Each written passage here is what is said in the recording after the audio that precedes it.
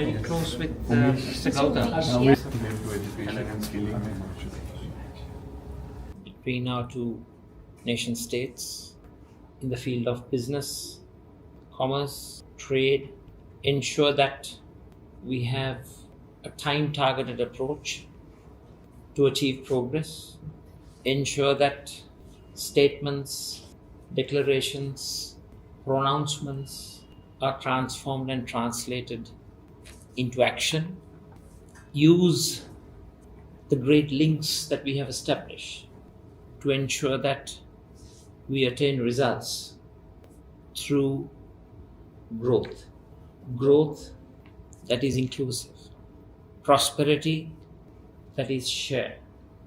We recognize the important role your institution has played in bringing businesses together with government, establishing worldwide links, intrastate, interstate, that promotes and entrepreneurship, businesses, thereby contributing to economic growth. I believe already your institution has worked several agreements, one of which is with the National Chamber of Exporters of Sri Lanka, NCE, in order to promote exporter level cooperation. And we would also encourage Indian investments, businesses to come and set up shop in our great country. We would like to ensure that if barriers do exist for Indian direct investment in Sri Lanka, we would be happy to take down those barriers and promote Indian FDI. In such a context, I would like to propose the following. Establish a trade facilitation working group under the India-Sri Lanka Joint Economic Commission that focuses on promoting trade. We would also request Indian industry to consider Sri Lanka as a complementary production processing hub for exports into India and global markets. We all experience today the artificial intelligence bubble. There's a new technology arms race in which we have to be victorious. We have to ensure that new technologies are inculcated that improves the Human Development Index. It has to be people-centered, it has to be people-led, it has to be people-oriented. And all such growth that we achieve must be spread throughout society. There can't be winners and losers. All strata of society and all sectors of society must enjoy fruits of growth, progress achieved through development. Let's go a step further and establish an India-Sri Lanka joint industrial and technology trade zone in my country. A zone that is dedicated for Indian industries to come and set up industries, businesses, and we would be very happy to provide the requisite facilitation through the legislature. Ensure that there is multi-partisanship in terms of supporting the inflow of Indian investments to Sri Lanka. I would also like to propose a Sri Lanka CII business forum to identify sectors in which investments can be fast-tracked. Renewable energy, agro-processing, logistics, tourism, and also in the arena of the semiconductor aspect. India is active in assembly, testing and packaging, ATP, of semiconductor chips, which is one of the downstream links in supply chain. Through the India Semiconductor Mission, the Indian government is offering large incentives to build up its semiconductor ecosystem. Sri Lanka would be willing to collaborate to become a partner in that value chain, in the supply chain.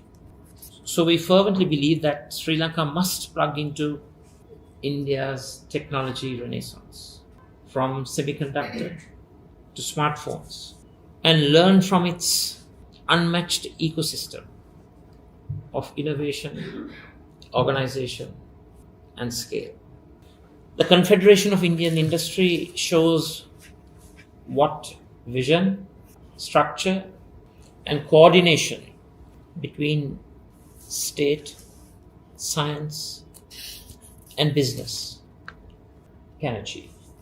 Sri Lanka must learn from that model. India is building the factories of the future, producing iPhones today and designing chips tomorrow. Sri Lanka's goal should be to become part of that supply chain, as mentioned before.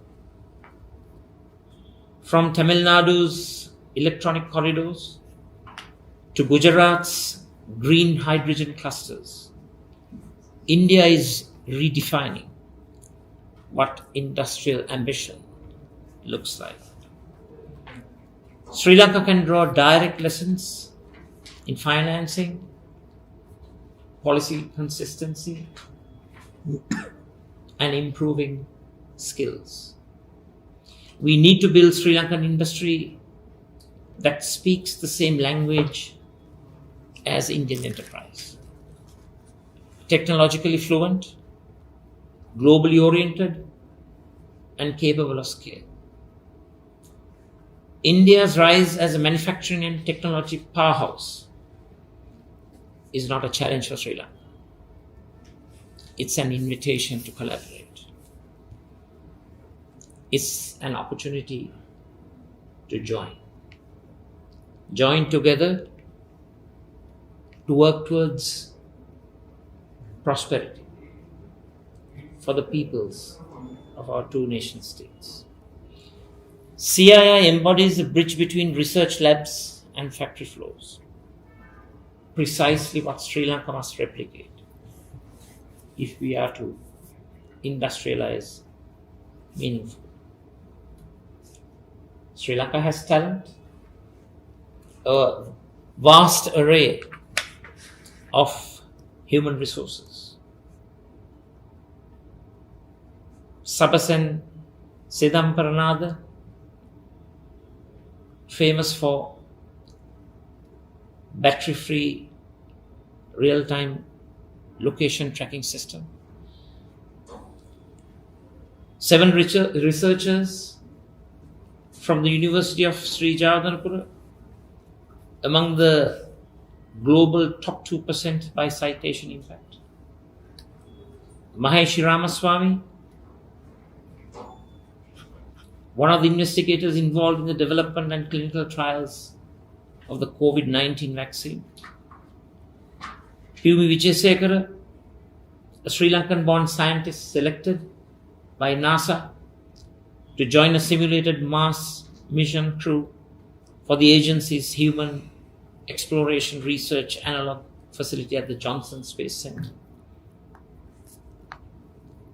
So Sri Lanka has a vast array of skilled, innovative, tech-savvy human resources which India can use for its industrial growth. Let's join together and ensure that our two great countries promote trade that is balanced, trade that accrues competitive advantages and comparative advantages to both.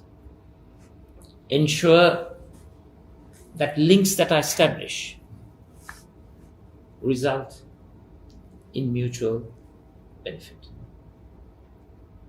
I, for one, together with my team, will ensure that we create a propitious environment for Indian investments to flourish and grow in Sri Lanka. We will promote joint ventures, encourage entrepreneurs to establish links, and most important of all, amidst all of the nice and sound phrases, we all have to walk the talk. Let's do so for the benefit of both our peoples in Africa. Thank you.